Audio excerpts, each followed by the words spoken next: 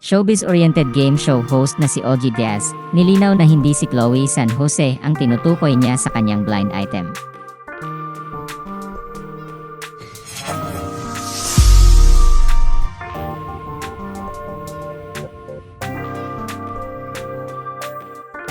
Nilinaw ni Ogie Diaz na hindi si Chloe San Jose ang tinutukoy niya sa blind item na ipinost niya noong November 22, 2024.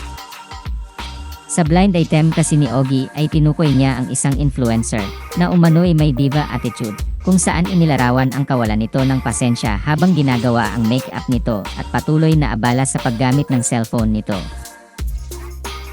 Sinabi rin niya na humingi pa umano ng pagkain ang personal assistant ng influencer habang ginagawan ito ng make-up. Dagdag pa ni Ogie, hindi raw nagpapakita ng kababaang loob at respeto sa mga tao ang nasabing influencer sa kanyang paligid. Ibinahagi rin ni Ogie na nakita siya ng influencer sa isang event ngunit hindi man lang ito ngumiti o nagpakita ng anumang reaksyon.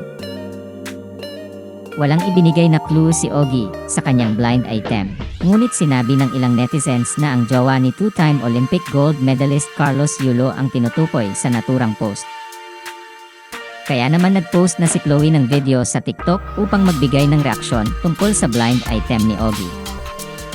Ayon kay Chloe, wala siyang personal assistant, siya mismo ang nag-aayos ng make-up niya at hindi pa niya nakilala ng personal si Ogie. Sa episode ng Ogie Diaz Showbiz Update sa YouTube nitong November 26, 2024 ay nag-react si Ogie sa video na ipinost ni Chloe sa TikTok. Sinabi ni Ogie na tama ang mga sinabi ni Chloe, at nilinaw rin niya na hindi si Chloe ang tinutukoy niya sa kanyang blind item.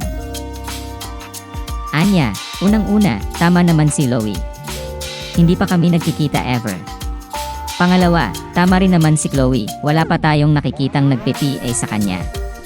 Ito kasi, yun binabanggit ko, imagine mo, mini-make-upan ka. Okay lang na nagsi-cellphone ka kasi guilty rin ako doon, pero yun kumakain ka. Dahil, nagpapasubo ka doon sa PA mo. Sunod na nagbigay ng clue si Ogie tungkol sa influencer na tinutukoy niya sa kanyang blind item. Ayon kay Ogie, Gen Z raw ang naturang influencer at umaabot ng million views ang mga content nito. Nang tanungin ni Mama Loy si Ogie kung babae ba o lalaki ang naturang influencer, sagot ni Ogie, maguguluhan ka pag sinabi ko. Iginiit ni Ogie na hindi si Chloe ang tinutukoy niya sa blind item niya at sinabi rin niya na akala niya ay tatarayan siya nito.